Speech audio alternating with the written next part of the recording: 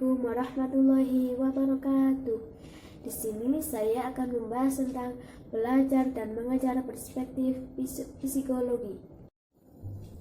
Dalam pembahasan pertama, saya akan membahas tentang pengertian belajar. Belajar dapat dipahami sebagai tahapan perubahan seluruh tingkah laku individu yang relatif menetap sebagai hasil pengalaman dan interaksi dengan lingkungan yang melibatkan proses kognitif. Belajar adalah kunci penting dalam setiap usaha pendidikan, sehingga tanpa adanya belajar maka tidak akan pernah ada pendidikan.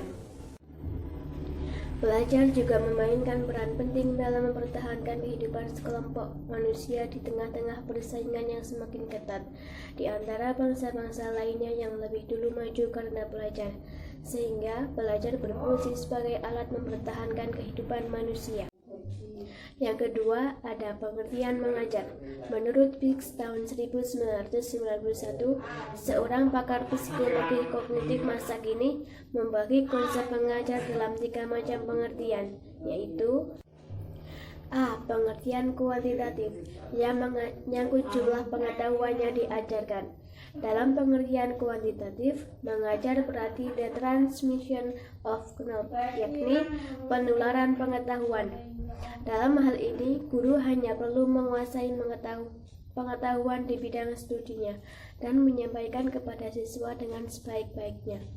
Di luar itu, jika perilaku belajar siswa tidak memadai atau gagal mencapai hasil yang diharapkan, maka kesalahan ditimbulkan kepada siswa. Jadi, kegagalan dianggap semata-mata karena siswa sendiri yang kurang kemampuan, kurang motivasi, atau kurang persiapan. B. Pengertian institusional yang menyangkut kelembagaan atau sekolah. Dalam pengertian institusional, mengajar berarti the official orchestration of teaching skills, yakni penataan skala kemampuan mengajar secara efisien. Dalam pengertian ini, guru dituntut untuk selalu siap mengadaptasi berbagai teknik mengajar untuk bermacam-macam siswa yang berbeda bakat, kemampuan, dan kebutuhannya. Pengertian mengajar secara institusional ini jelas lebih ideal daripada pengertian mengajar menurut pengertian kuantitatif, karena adanya perhatian yang memadai dari pihak guru terhadap kemampuan, bakat, dan kebutuhan para siswa. Mengajar dengan adaptasi teknik seperti yang tercermin dalam definisi institusional tadi sudah dilaksanakan oleh mayoritas guru di sekolah menengah di negara-negara maju seperti Amerika Serikat dan Australia. C. Pengertian kualitatif atau yang menyangkut mutu hasil yang ideal. Dalam pengertian kualitatif, mengajar berarti the facilitation of learning, yakni upaya membantu memudahkan kegiatan belajar siswa. Dalam hal ini, guru berinteraksi sedemikian rupa dengan siswa sesuai dengan konsep kualitatif, yakni agar siswa belajar dalam arti membentuk makna dan pemahamannya sendiri. Jadi, guru tidak menjelaskan pengetahuan kepada murid, tetapi melibatkannya dalam aktivitas belajar efektif dan efisien. Pengajaran kualitatif ini lebih terpusat pada siswa atau student center, sedangkan pengajaran kuantitatif lebih berpusat kepada guru atau teacher center. Dalam pendekatan pengajaran institusional pun sesungguhnya masih mengandung ciri pemusatan pada kegiatan guru, namun tidak se-ekstrim pendekatan pengajaran kuantitatif. Mengajar adalah suatu usaha untuk menciptakan kondisi atau sistem lingkungan yang mendukung dan memungkinkan untuk berlangsungnya proses belajar. Yang ketiga, ada teori-teori belajar dalam perspektif psikologi pendidikan. Pada umumnya, para ahli psikologi pendidikan, khususnya mereka yang tergolong kognitif, sepakat bahwa hubungan antara belajar, memori, dan pengetahuan sangat erat dan tidak mungkin dipisahkan. Memori biasanya diartikan sebagai ingatan. Sesungguhnya adalah fungsi mental yang menangkap informasi dari stimulus, dan ia merupakan storage system, yakni sistem penyimpanan informasi dan pengetahuan yang terdapat di dalam otak manusia. Adapun teori-teori belajar yaitu sebagai berikut. Yang pertama ada teori-teori belajar behavioristik.